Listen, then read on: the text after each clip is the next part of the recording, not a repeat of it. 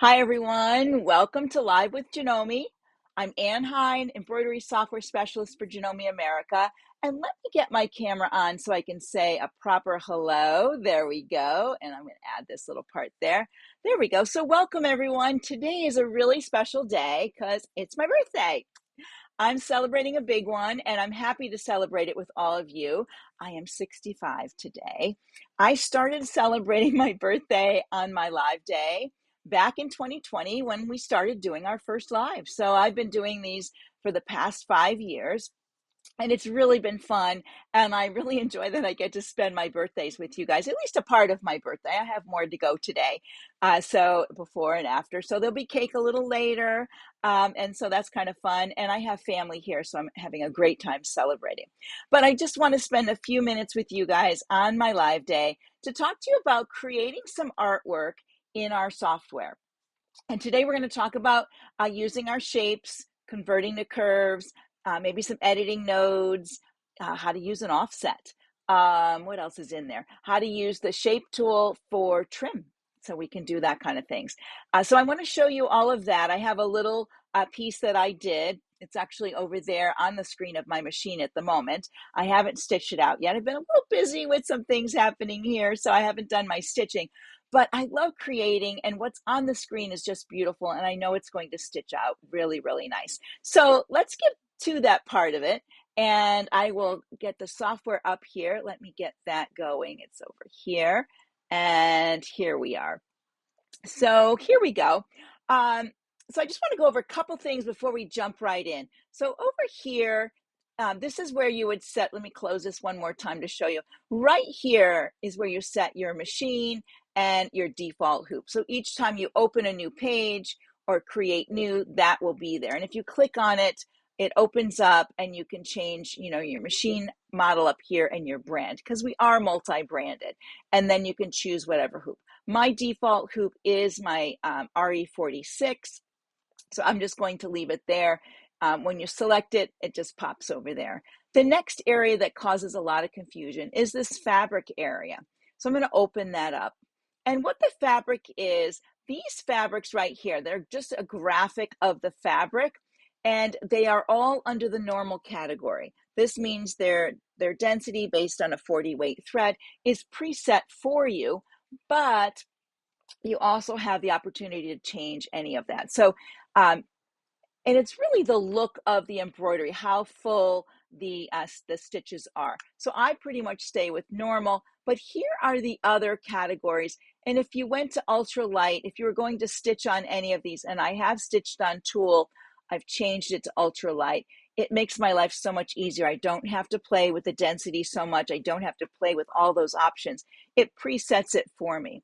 So for the most part, most of us might be in the normal area.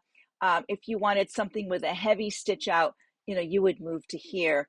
The same thing going down here. These would be a little bit lighter in the stitching, and you'll notice it on the stitch count on the screen itself. So I stay in normal. And then this part here is the color of your background. I use white because I think it demos well, but there are times, and I'll show you with some of the work I'm doing today, I like to change the background color so I can see a little bit more of what the stitching will look like. So you have that opportunity. If you're sewing on a really dark color, you can see what your stuff's going to look like. So that's what you would change that for. All right, I'm going to leave mine where it is. I'm going to just select OK, so everything's good. And we have it right there. And then, of course, this is how you go into the program, whether you're going to create new, open, or browse. So I want to go to browse first today because I do have my CM17 hooked up. And you know what's amazing is last week I was at a quilting retreat at a quilting situation in Alto, New Mexico. We had a CM17 retreat, and it was so much fun meeting everyone. And I did something with I had my software open and people had their machines on, and I could see everybody's machine. We had such good Wi-Fi there. I could see everybody's machine here, and I could connect up to any of those machines through my software, which is really cool. I sometimes have my S9 on, so you would see that here.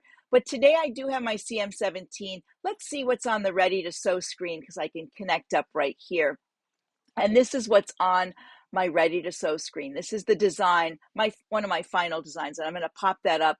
I'm going to double click it so I can have it in the software here today. And you can see it came in the RE46, but I'm actually stitching it in the in a different hoop. I'm stitching it in the SQ28D. Okay, so you can see with using my hoop, it will auto default to that hoop, and then I can change it. Now I went up here to change my hoop where the CM17 is, and I prefer to go up there because when I go to change the hoop, I click there. It gives me the hoops and I can choose whatever one I want, this one. And then when I get done, I can click over here to turn it off. Now, when I go to my machine hoop icon here, and you can still do that, there's no problem. You get the icon over here so that you can change your hoop right here, or you can add a hoop with the plus for multi-hooping. So here you would go for multi-hooping, and maybe I only want to add one extra hoop. There we go. And you can see down here, there's my extra hoop. That plus is for multi-hooping, and we'll cover that in another lesson. But here is where you would double click and you can open and get your hoops that way. Always turn all your tools off when you use them on the left side, so you have this left. So this is the design I created today, and I used several different features. So I'm going to show you how to do that, probably in a little bit smaller scale. So I'm going to go up here to create new. I'm going to change my hoop to a smaller hoop.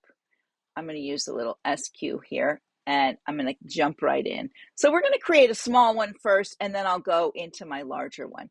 So I used my shapes tool, and I'm just going to move my hoop to the side.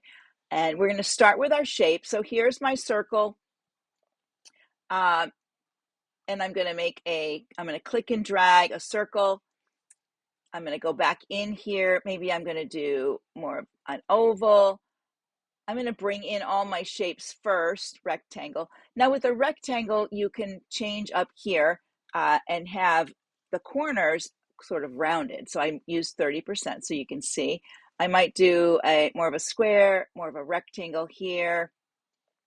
The trapezoid. In the trapezoid, you can change the amount of slant that you have. So you're going to click and drag to get your trapezoid or a parallelogram.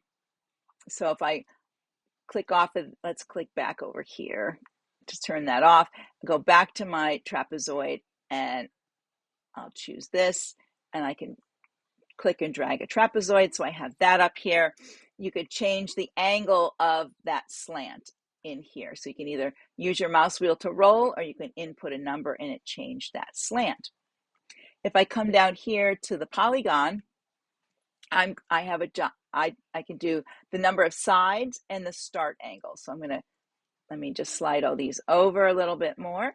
And here is my polygon. So maybe I want 5 sides. I can change it to 5 like that. I'm going to click off of it here because I want to do another one under polygon. This is where you could get your triangle. So I put 3, and there's my triangle. All's good that way. Come back in here, and the last one is the star shape. So in the star shape, you have the ray size, the number of rays, and the start angle. So let me create a star over here. And it has the 6 rays. If you want, 8 rays, you can do that. There we go. I hit 8 and enter. I can change the ray size, which makes them pointier like that if I want, or less pointy that way. There we go. Let's put ray up there, kind of like that.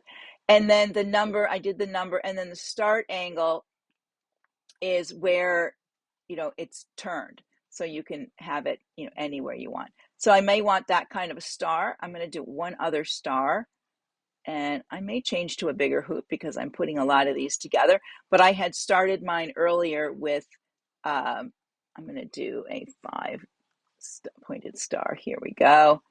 And then I'm going to change the rays to be a little pointier like this. And let me change there we go, put that back. All right, so there are all my pieces that I could put into my design. And actually, I think I will jump right into the large one. So what I'm going to do is go back down. I could go here to change my hoop, or I really prefer to go up here.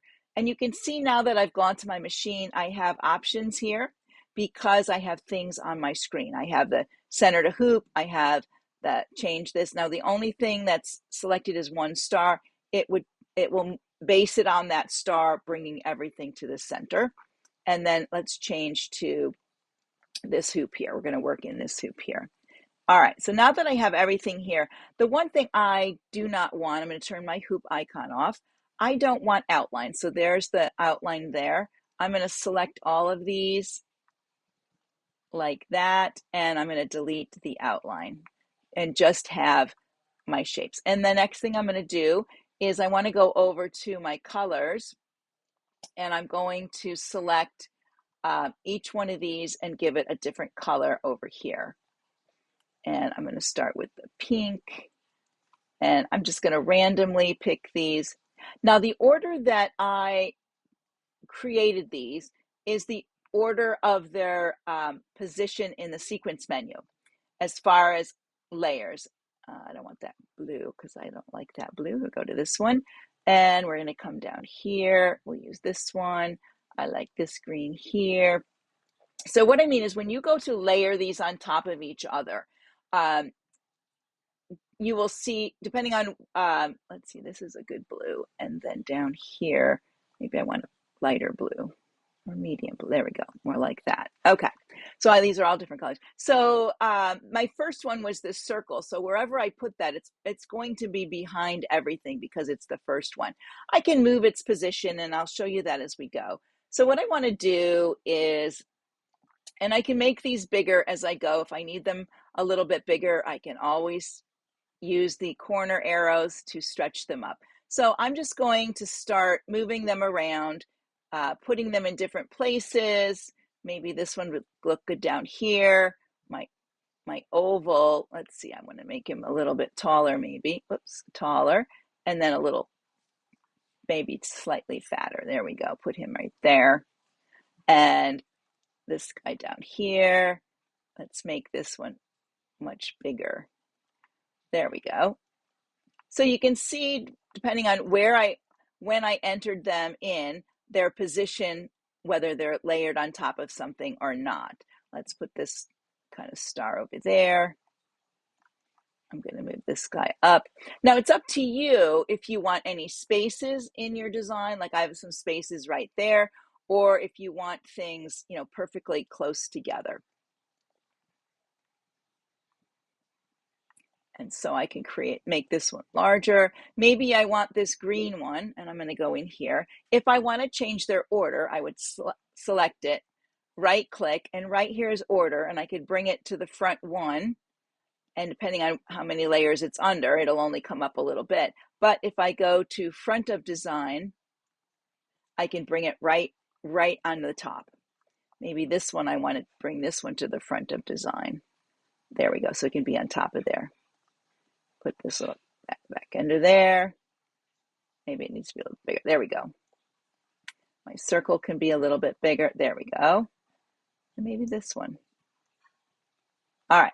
So I kind of have my things in there. Let's go look at the one I brought over. And you can see my shapes here. I made them very large. I only have, I think, 6 shapes. 1, 2, 3, 4, maybe 8 shapes in here. So if we go back over here, I could make these much, much larger. I could also select all of them, and in my scale window with proportional checked, maybe I want to make them 100% bigger, so that would be 200. There we go. And now they're all large without me having to play around with their sizing as we go. So that's kind of cool, but I don't really see, some of these I don't see too well, so I'm going to maybe move that one down a little bit because I could see that piece there. And I think I've completely lost this little guy that's under here. So you have to play around with your shapes and decide. Let me move it to the side. Sometimes I just have to move them a little bit till I decide where they're going to go. This one might need to come out. This one can go here. And it is a little bit big here, so it's sticking out. So I might go ahead and select it one more time. And maybe I'll just bring it down like 90% to see if it would get in there. I don't think so. Let's go 50 and bring it down there. Oops. Well, that's not really what I wanted. Let's go up. I want to go up. Let's see. So you have to add it to the 100 if you want to go up. And then maybe I'll go a little bit more, one more time. There we go. It's that those stars are a little bit of an issue. So let me get this in here and I'll just move my, oops, let's move my star in.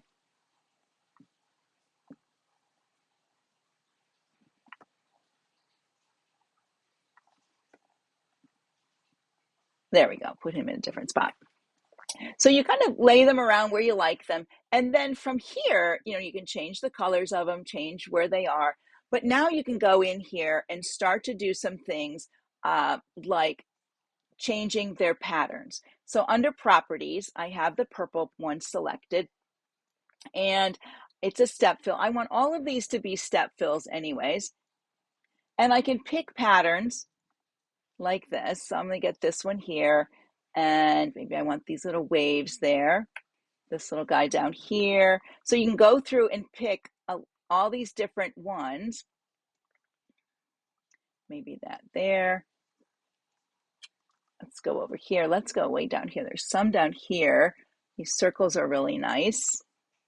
And you can change all your patterns. So some patterns are going to look better than others depending on your fabric or your letter or what color it is. Sometimes you can't see them. I'm going to get the stars that are down here in my star. There we go. I like that.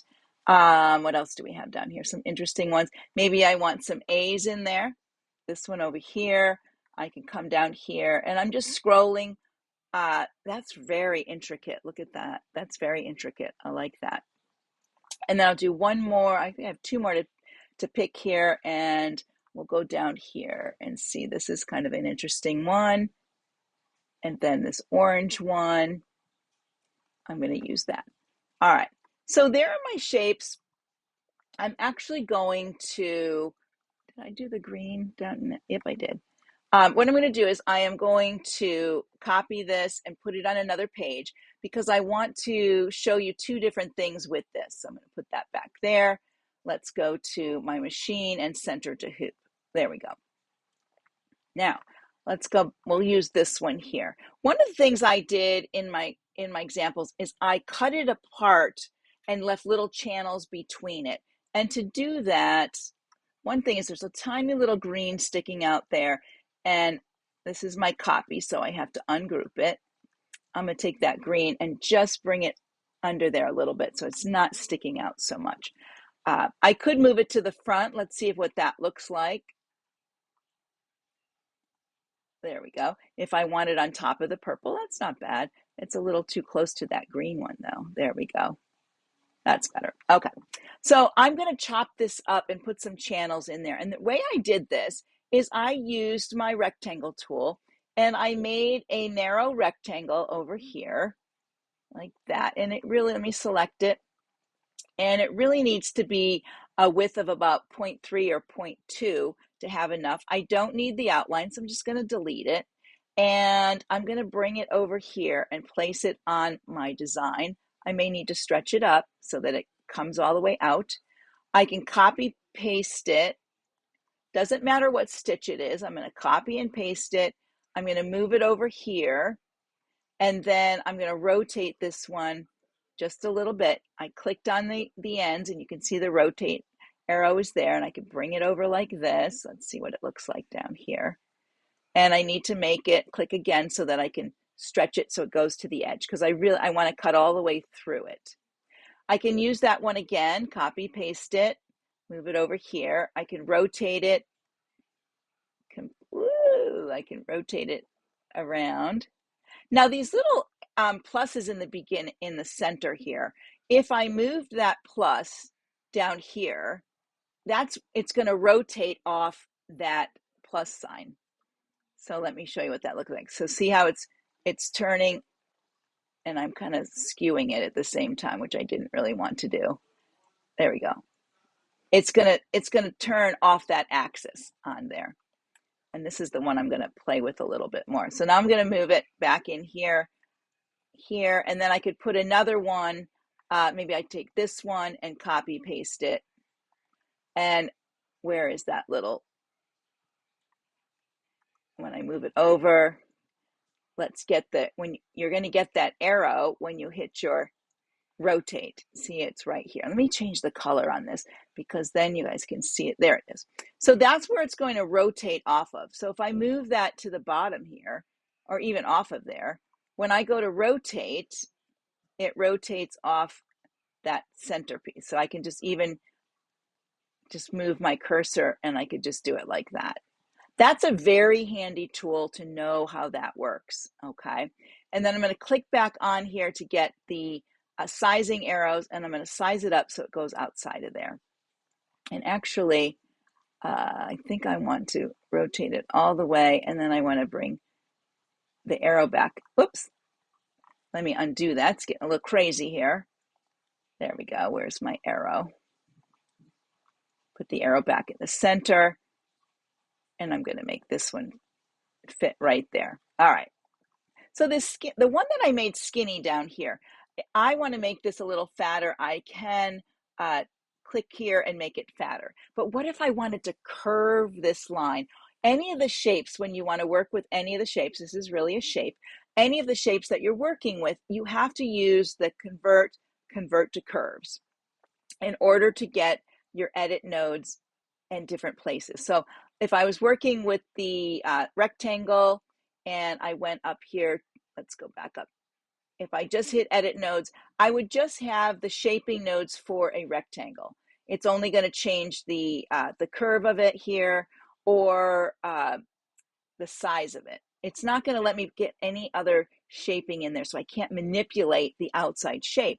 In order to do that, I would have to do convert to curves, or I could right click on it and convert to curves. And then once I convert to curves, I can go to edit nodes and I can add a node right in there. And then I could use that node to manipulate the side of my shape. Okay. So what I really want to do is change this shape here. So I am going to, I think I already converted it because I can right click on here and I'm going to add a node, and I'm going to add a node right here. I'm going to go over here and I'm going to add a node. And on the other side of it, I'm going to add a node. And the reason I'm doing both sides is because I want to select them and then move those to make a curve. And then if I click on it again, I can make them an auto smooth like that. So I get a nice curve. I don't have to worry about those arrows. This one here, I might want to move it down this way. Right click again, auto smooth, so I get a nice curve. So now I have this curve coming through here. Maybe this one I would do the same. Again, I have to right click on it because I only have I have to turn off the edit nodes, right click on it, convert to curves. Now I can right click, go left click on my edit nodes and right click to add nodes. Here we go. Let's add a node there. We'll go down here and add another one. And I'm doing it on either side because I want both sides of my shape to move at the same time. Hang on, let me undo that little. I want to get in closer here and select those. There we go. There we go. And then I'm going to right click on it, auto smooth, come down here, do the same thing, auto smooth, and move this one. Which way did I do the other one? That way. So this one's going to come down this way. Whoop. And I actually don't want them There we go. I don't want them so wide in that one spot. But you could make your shape wider and narrower by using those nodes. So it's important to know when you're working with shapes, if you want to manipulate that shape, that you want to use your edit nodes. But if it's a shape, you need to first convert it to curves. So it gives you the elements you need to work with. That's what convert to curves does. Anytime we bring in a Jeff file or an embroidery file and we want to work with a certain area, we have to select convert to curves for that part, because then it renders it to the elements to allow you to edit it. Okay, so that's something to remember. You don't have to convert a whole design. You can take part of it. All right, so now that I have this like that, the reason I wanted to do that is I'm going to select all of this. I'm going to put my cursor on here and right click, shaping, and trim. We love trim. Now, if you had, a lot of times I use trim when I'm working with logos and letters, because that inside part of an E or a B or a G, a lowercase g, those don't, when you delete the background, they do not delete that part. And when you do, it fills in with a different, with the background, another background color. So if you select both the inner and the outer of that and hit shaping and trim, you'll have the ability to cut away. So I did shaping and trim, and now I can select these and delete them. And look what's happening. I have these nice little cuts in there. I do have these jump stitches, so I'm going to go back in here and I'm going to select all of it and then break apart, right click, break apart. So now I don't have these lines here are my hoop lines. And then I go in and check, because sometimes when you break it apart, like this one here, see how nice this side is and this is not. This is one of those cases where you can select this part and you can go over here to stitch flow direction, and you could put a little line in here, and depending on which way you point your line, you can get a better look at those stitches because they're running in a different direction. This one here, I could put a little one in. It might, there it goes. It did make that little change in there. And then I just go through and see this one here. I don't know if this one turned into a, nope, it's still a step fill. These all look good. So I will just go through, like this part here does not look like that. I'm going to use my stitch flow again. And depending on which way I turn it, it gets better looking and better. There it is, almost. So you have a better look at your shapes. This one looks pretty good. It's pretty light down there, but I think it's okay. Sometimes when you're cutting it apart like this, you'll get a little area that turns into satin. That's this little part. That's okay down in there. If I didn't want to have this little part, okay, I could select it and then delete it. And then what I could do is I could either take a little artistic license to it and change the shape of this a little bit. I would have to convert it. Oh, it's already converted. I can go to edit nodes. Let me see what's going on with that. If I select it and edit nodes, there we go. I could just do a little artistic license on that. Now this part here, let me go back to selected. I'm not sure the waves on this are looking all that great. Again, I have control. I can come to my stitch flow and move it around to see which way it looks best. Ooh, that's looking good. You can also bend this line a little bit too, so you can get things like that. When you're bending it, sometimes you break it, so you have to remember that while you're working. You can sometimes get a bend here and a bend there to get the wave going. There we go. So you could do something like that with it. So you have to remember to play with all your different tools to get the looks that you want. And playing with these shapes, these are really interesting. If I took this and changed my fabric background color, let me just make it black so you can see that better. Oops, forgot to hit OK. Helps if you hit OK. There we go. So now you can see what that looks like a little bit better rather than the white. Sometimes I'll do this also because these hoop lines bother me. So I can bring it over here and see what it's going to look like, and gives you a better idea of what it's going to look like. So this is kind of a fun way to work with shapes and create artwork. Another fun thing to do is the one that I brought over from my machine, this one here. This one I made my shapes, and then I put a letter A on there and cut away from my shapes. So let's go back in with this one. I'm actually going to reduce some of my shapes over here that I brought in. I don't need all of them, so I'm going to take some of them away like that, just to have a few less shapes to work with and just make these shapes bigger in my piece here. Let's make that one. And we'll move this guy over. Now, when you want to put a letter on top of here, I want to make sure all the, let's see, let's make you come over here like that. And I may bring this one to the front like that. That looks too much like that other one.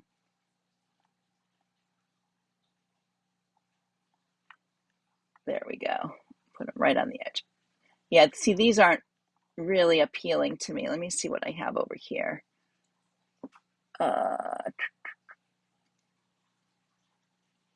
Okay.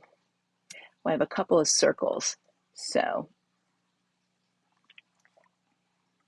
But you get the idea. I'm going to actually put my A on there so you can see it. I'm going to go to my text tool right here, and then I'm going to put my cursor over here and type the letter A, and then let me move everything over so we can see it.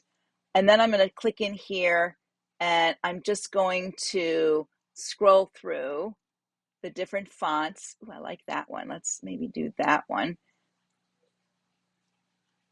And you can pick any one you like in here. Oh, that's a good one. I'll do this typing one, I think.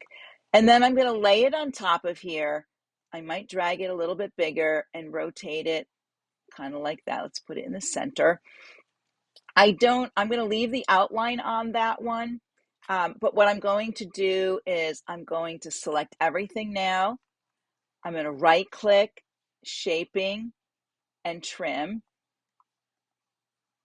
And then I should be able to delete just the inside. So I'm going to come down my use colors and click on the X, and I deleted just the inside. Let's go in close. And it left that outline for me. And it has some jump stitches. So I'm going to take my jump stitches away, select it, right click, break apart. And that actually, let me get all of them and then break apart. There we go. That removes those stitches in there. I can select the A again, like that, and it's an outline, so I'm going to go to my outline running, and maybe I want it satin serial, and I'm going to make it 3.0 millimeter mm. I am in inches, but I can input numbers with mm. Let's see if this has an outline. It does, so that needs to be a satin serial. If you were in metric and I gave you a measurement in inches or imperial, you could put in, maybe it's maybe I want 2.5 inches. You would put 2.5 IN. Oh, I don't think that works. I did that wrong. 3.0 mm. There we go. All right, so it does have its little outline on it. That looks kind of cool. And then how I got the all of these stitches on here is I selected each of the sections, and this is coming in as a, let me go back here to my browser because I have it on in here too.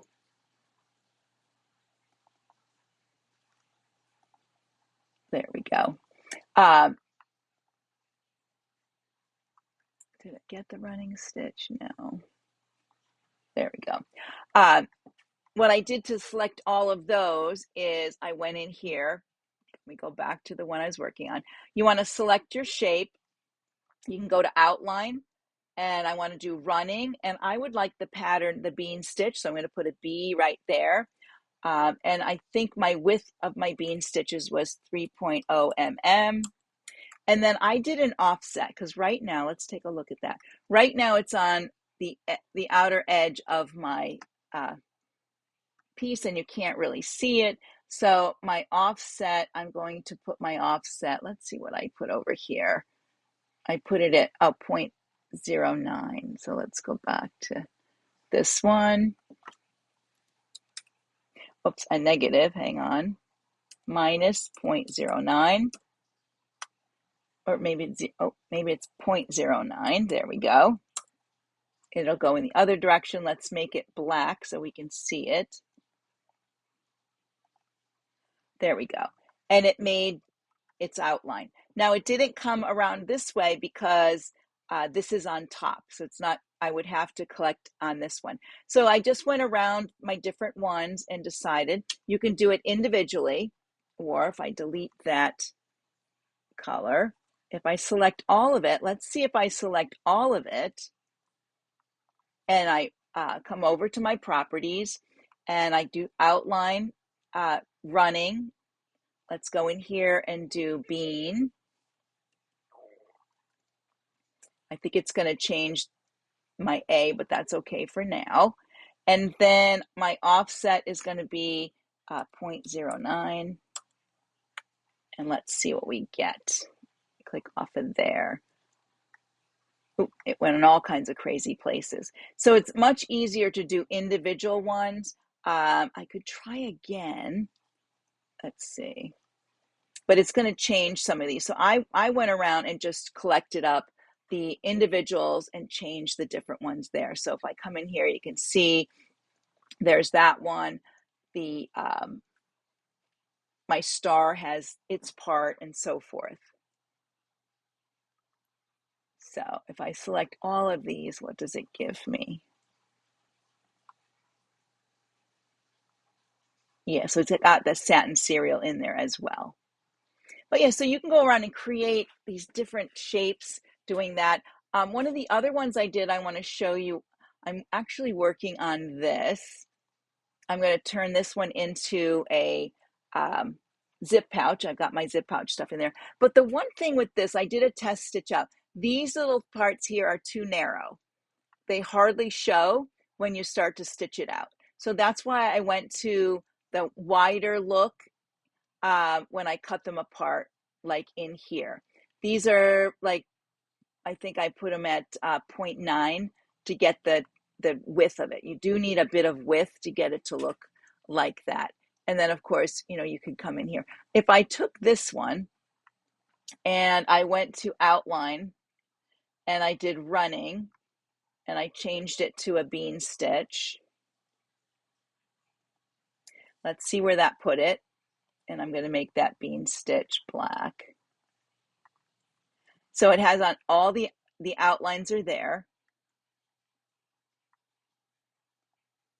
So I could select an individual outline at this point, go to my properties, and I could offset it at 0.09. Let's see where it goes there, or the other way. There it goes. And you can go back through and change them from there. So just go back through, changing your offsets to negative 0.09. It'll go to the inside. So I first put them all around. I did it on all of them, and then individually I'm moving them in. If you went in now the way they are and went to your outline and put it at, let's do negative 0.09. Let's see if it'll do it. See, some of them went in, some of them went out because they're going off of these other areas. So it really gets a little messy.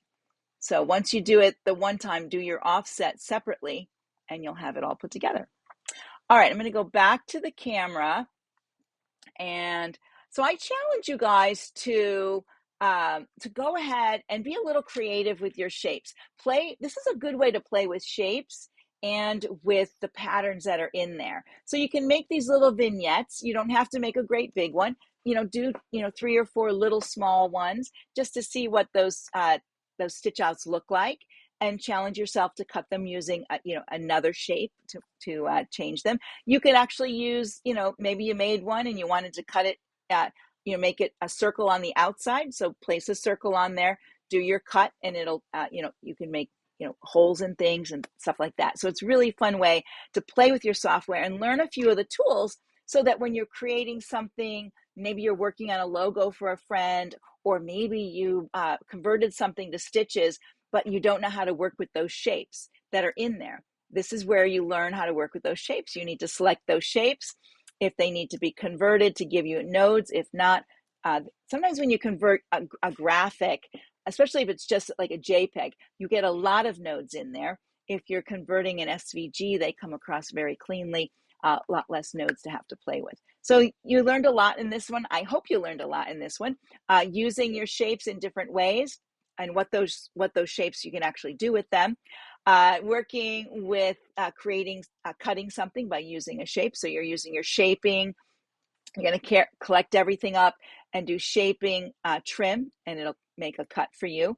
Increasing the size of your letters, so you have that using break apart. What other tool do we use in here? I feel like we used a bunch of different things. So take your time to play with this, so you'll learn how to use these tools. And so I'm going to let you go. I'm off to have a little bit of party time with my family. So thank you for joining me today and celebrating my birthday. I'll see you again next week. Bye for now.